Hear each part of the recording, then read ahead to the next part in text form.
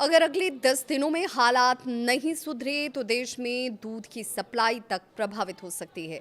नमस्कार, मैं आपके साथ विभा उपाध्याय और आप देख रहे हैं न्यूज़ 18 बिहार झारखंड का डिजिटल प्लेटफॉर्म। ईरान और इजराइल के बीच बढ़ते तनाव का असर अब सीधे भारत के किचन और बाजार तक पहुंचने लगा है। एलपीजी गैस की किल्लत के कारण चाय से लेकर दूध तक सब कुछ महंगा हो सकता है। तो आखिर कैसे मिडिल ईस्ट का संकट भारत के घरों तक पहुंच गया, आइए इसे समझते हैं। गैस की किल्लत क्यों? भारत अपनी ऊर्जा जरूरतों के लिए बड़े पैमाने पर आयात पर ही निर्भर है। करीब 88% कच्चा तेल, 50% प्राकृतिक गैस, 60% एलपीजी विदेशों से आते हैं। लेकिन मिडिल ईस्ट में बढ़ते तनाव और होर्मुज जल डमरू मध्य में रुकावट की वजह से सप्लाई प्रभावित होने लगी है और यही वजह है कि भारत में गैस की कमी और कीमतों में बढ़ोतरी देखने को मिल रही है। आम लोगों पर इसका असर भी है। अब इसका असर अगर देखें तो आम लोगों तक ये कैसे पहुंच रहा है, जरा वो भी समझिए।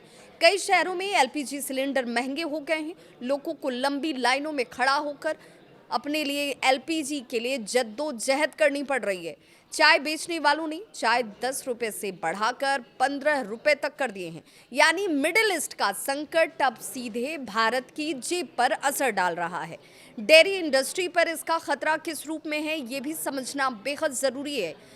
सबसे ज्यादा अगर इस वक्त इसका असर देखें तो डेयरी इंडस्ट्री पर दिखता है। दूध को सुरक्षित रखने के लिए पॉस्चराइजेशन प्रक्रिया में एक बड़ी मात्रा में गैस की जरूरत होती है, लेकिन गैस की कमी की वजह से छोटे और मध्यम डेयरी प्लांट्स को भारी परेशानी उठानी पड़ रही है।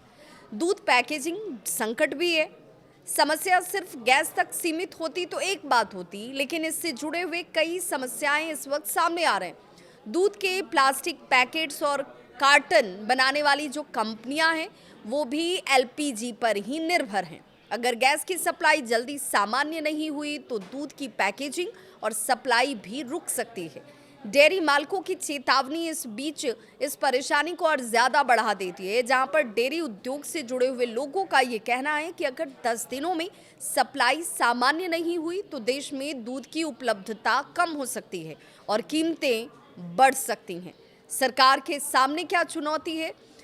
क्योंकि ऐसे हालात में जहां पर सभी अपनी उम्मीदों के साथ निगाहें सरकार पर टिकाए हुए हैं, तो सरकार के सामने भी चुनौतियां कई हैं। भारत ने रूस जैसे देशों से तेल खरीदकर कच्चे तेल की सप्लाई कुछ हद तक संभाल ली, लेकिन औद्योगिक और कॉमर्शियल इस्तेमाल के लिए एलपीजी की सप्लाई में कटौती की गई। अब सरकार के सामने सबसे बड़ी चुनौती ये है कि दूध जैसी जरूरी चीज की सप्लाई प्रभावित ना हो। फिलहाल ये संकट अस्थायी माना जा रहा है, लेकिन अगर हालात जल्द ही नहीं सुधरे तो चाय से लेकर दूध तक हर चीज महंगी हो सकती है। यानी मिडिल ईस्ट का तनाव भारत के किचन बजट को भी बिगाड़ सकता है। इस खबर पर आपकी क्या है राय, जरूर साझा करें।